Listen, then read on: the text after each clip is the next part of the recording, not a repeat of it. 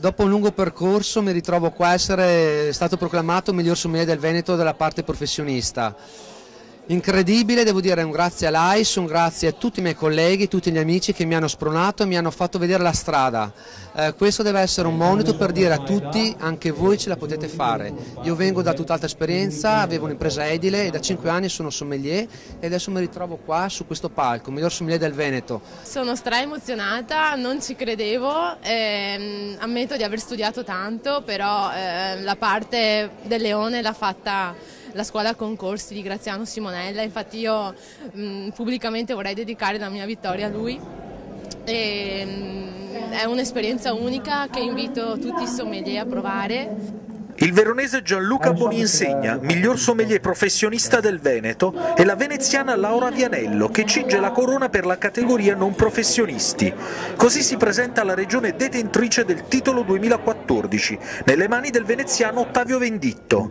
Una tappa eccellente e significativa questa in Veneto per il concorso regionale, anche perché il Veneto quest'anno dovrà esprimere certamente un concorrente in grado, se possibile, di strappare il podio a un altro concorrente eccellenza che è Ottavio Venditto, che è campione d'Italia in carica. Un confronto serrato, impegnativo, in cui i concorrenti hanno dovuto concentrarsi sui vini in degustazione, su ciò che hanno appreso, ma anche mantenere sangue freddo e dominare le emozioni durante la prova pratica. L'importanza che la nostra associazione sta dando sempre di più, a ragion veduta, è proprio verso i sommelier, una categoria che ormai ci rappresenta in larga scala e oggi hanno avuto la possibilità di esprimersi su un palco e di mostrare la loro grande professionalità.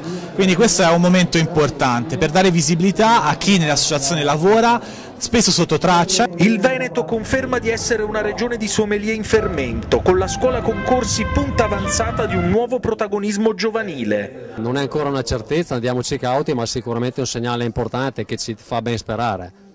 L'idea che il titolo nazionale possa aprire anche una grande attenzione al lavoro che stiamo facendo con la scuola è sicuramente un fatto. Oggi piano piano riusciamo a trasmettere un'attenzione diversa a queste attività anche ai nostri soci.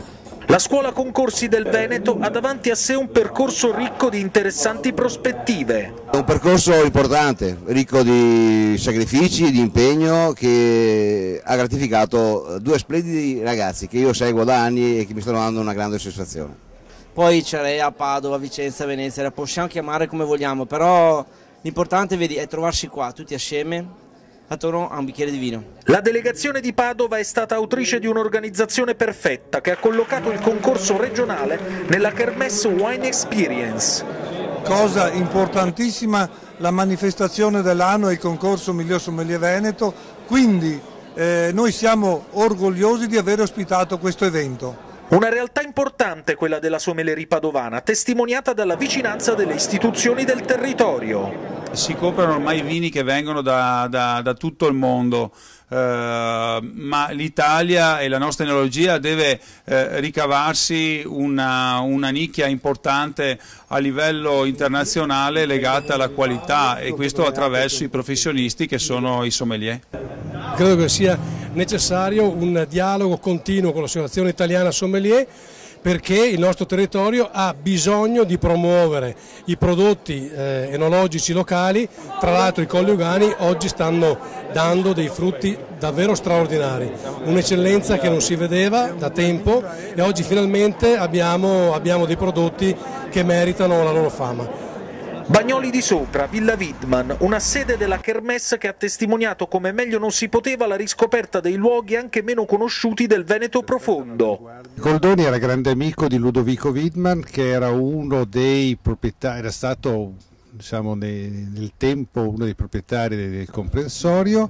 Nel 1700 è entrato il Longhena, è entrato il Bonazza, sono entrati i grandi architetti, dei grandi personaggi di cultura che hanno vissuto qui e che hanno sostanzialmente raccontato al mondo quello che era Bagnoli. Quindi avere il grappolo d'uva associato alle spighe di grano significa il migliore connubio che un comune possa avere nel proprio territorio. La dotta Padova, oggi più che mai città sistema, che oltre alle sue punte di diamante costituite da un patrimonio culturale elegante e raffinato, stratificatosi nei secoli, allarga il proprio tessuto fino alle eccellenze dell'entroterra. In primis il distretto vitivinicolo dei Colli Euganei. I Colli Euganei erano diciamo, la riserva naturale per i veneziani, per i signori dell'epoca. Infatti in questi colli troviamo moltissime ville venete di rilevante importanza, specialmente appunto Villa Venier, che è sita qui in Vo Euganeo. E appunto con questa influenza veneziana hanno portato qui sui colli appunto i vini e anche il fiore d'arancio, il quale ha appunto trovato il suo habitat. Vo, Abano Terme, Este, Monselice, Torreglia e Arquà, dove Francesco Petrarca venne a finire i suoi giorni. Credo di aver scoperto tardi questi luoghi fantastici, nonostante che io sia di Rovigo, quindi a una cinquantina di chilometri da qui. Ho scoperto tardi questo posto, ma appena visto me ne sono innamorato. Posso capire benissimo cosa abbia colpito il poeta, perché qui sono posti che ti siedi sotto un'ombra con una piccola brezza e veramente ti senti in pace. Dall'epicentro euganeo parte una scossa positiva per l'intero territorio padovano, che arriva fino a Conselve con la riscoperta del rosso friularo. Friularo sarebbe l'italianizzazione di un termine dialettale nostro che è frigoaro. Frigoaro sarebbe praticamente il vino del freddo. E c'è un po' una disputa sull'origine del nome, se deriva da Friuli o deriva da quest'ultima cosa dialettale che ho appena detto. Il vino è davvero un'esperienza a tutto tondo e l'Associazione Italiana Sommelier cerca sempre di cogliere questi 1000 colori, queste 1000 sensazioni.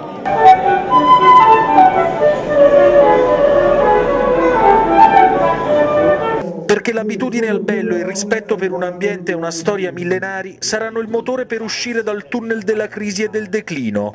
E certamente la locomotiva del nord-est sarà determinante per trainare l'Italia fuori dalle secche. L'AIS si riscopre dotta senza essere mai altezzosa, si vive colta e popolare a un tempo. E per farlo non poteva scegliere davvero un posto diverso da Padova. Mi volevo dirvi questo. Magari fosse dell'impuro e san come il nostro vin padovan.